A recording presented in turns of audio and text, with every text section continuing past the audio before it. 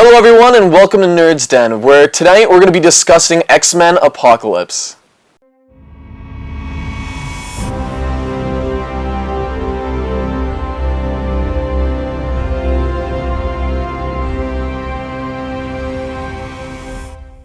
Hello everyone, I'd like to introduce you to my friends Hunter and Jake. They will be helping us out here with the review tonight.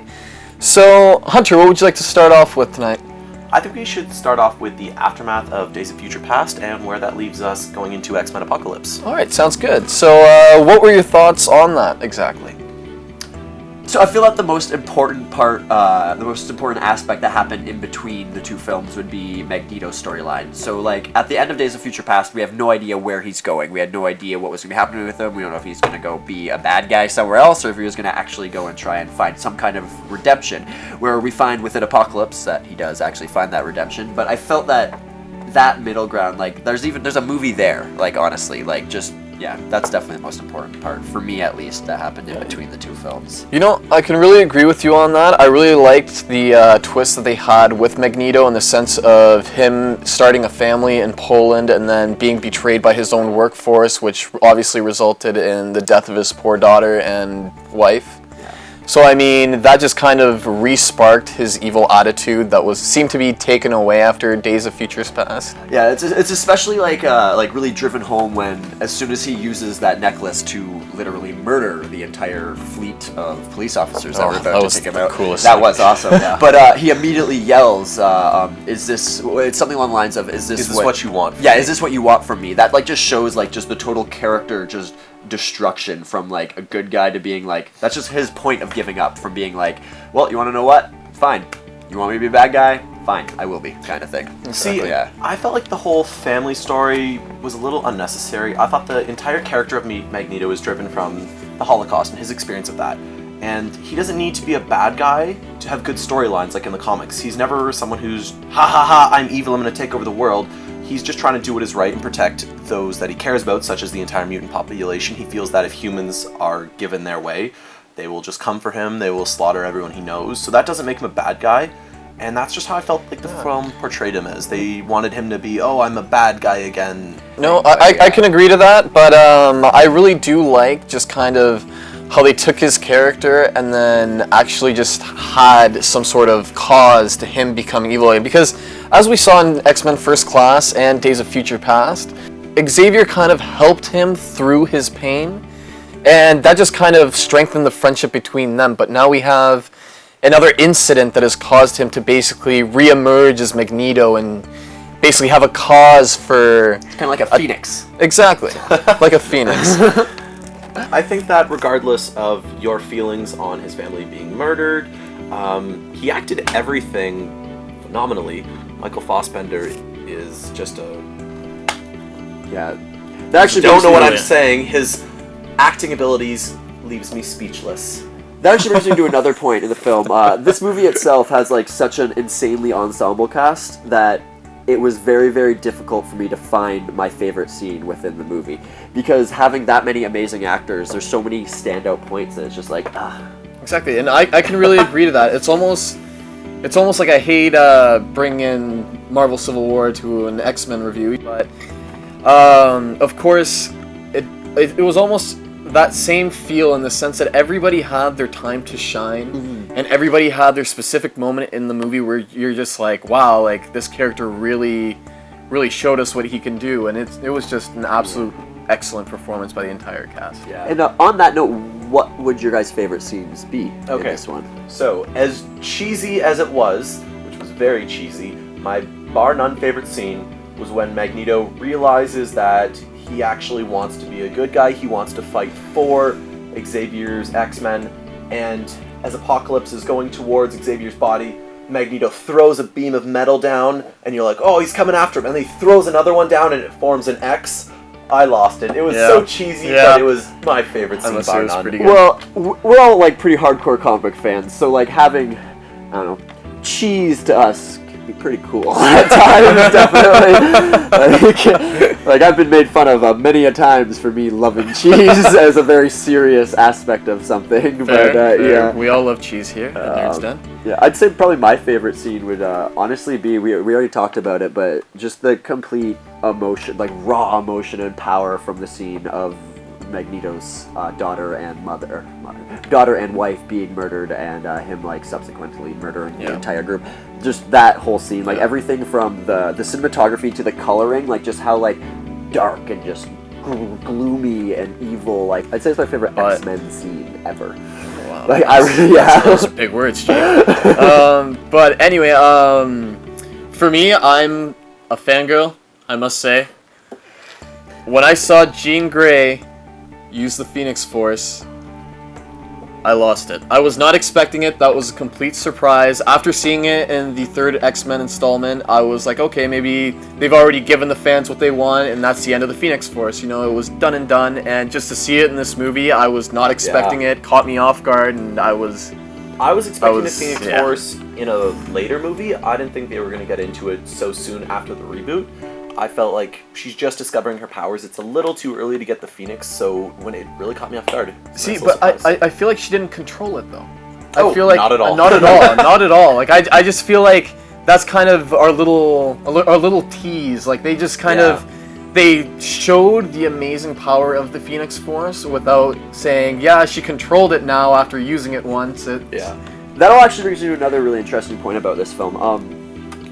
From a comic book fan point of view, there was so much fan service in this movie, which is great for people like us. But I just want to kind of give it like a little bit of an unbiased point to it. Is when you have a 2.5 hour long epic and you spend like a ridiculous amount of time doing fan service. Yeah, it's gonna be great for people like us, but I feel you're kind of forgetting about the vast majority of who won't understand it. Yeah, and exactly. Forced in. And you know what? That's absolutely right, because that's one of the things that I believe killed Batman vs Superman was I feel like that movie was just completely fan service, and the fluctuation of story. Like, thankfully, X-Men does it perfectly in the sense that they have an amazing story backing up their fan service. So, you watch it, and it's basically the formation of the X-Men team that we all grew up with. So we're basically seeing our heroes rise from being children and grow to being these full mature heroes that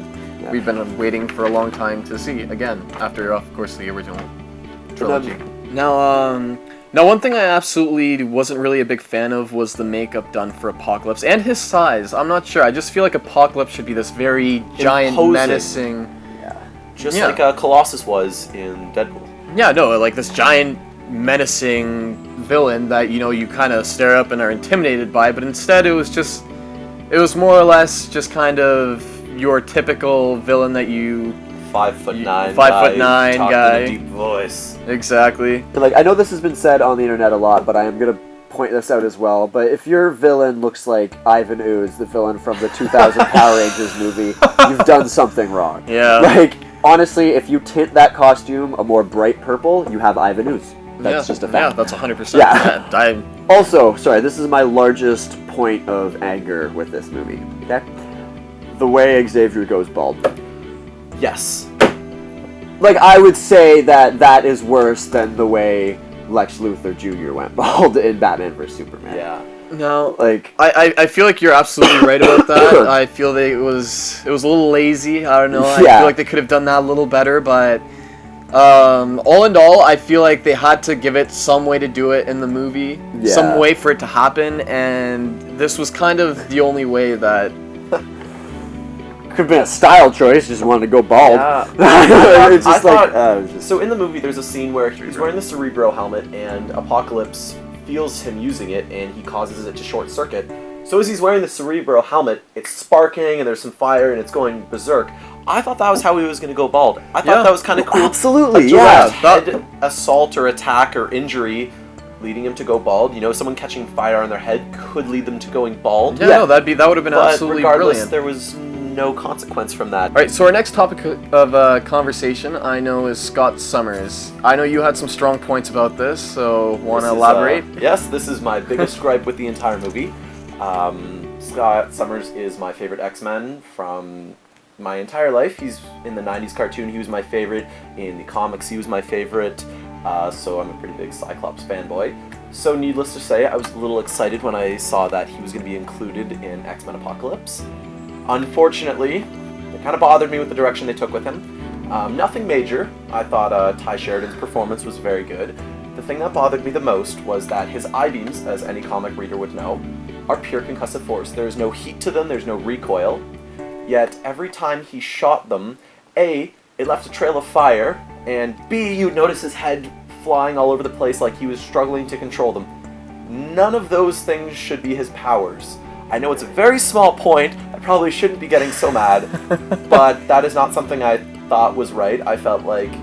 I like the fact that they're drifting away from the comics, they're not following comic storylines closely, but I do think the characters and their powers should be taken extra care with. I'm sure I'm not the only person who noticed that when he shoots his beams, he leaves trails of fire everywhere. Even though that funny scene where he splits that tree is probably one of the funniest scenes It was my favorite tree. of the entire movie. It was funny. was He funny. could have split the tree and had no trail of fire.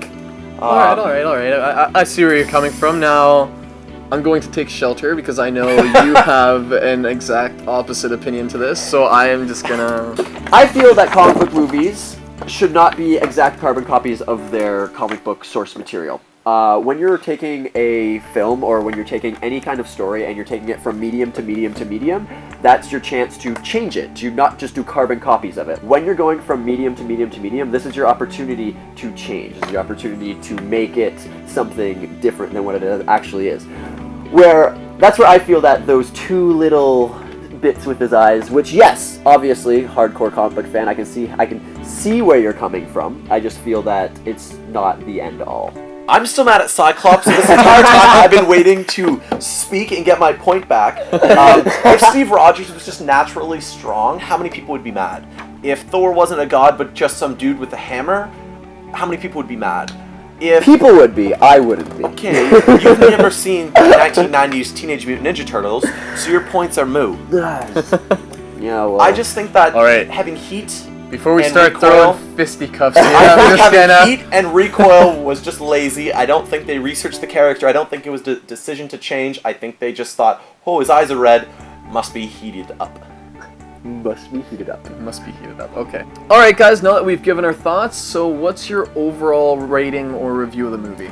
Overall, I enjoyed it. I think what's necessary before watching it is to go in not expecting some crazy good movie, just to be expecting a fun X-Men movie. We've grown to know what we can expect from the X-Men movies. This doesn't really deviate from that. A lot of cool scenes, a lot of humorous scenes.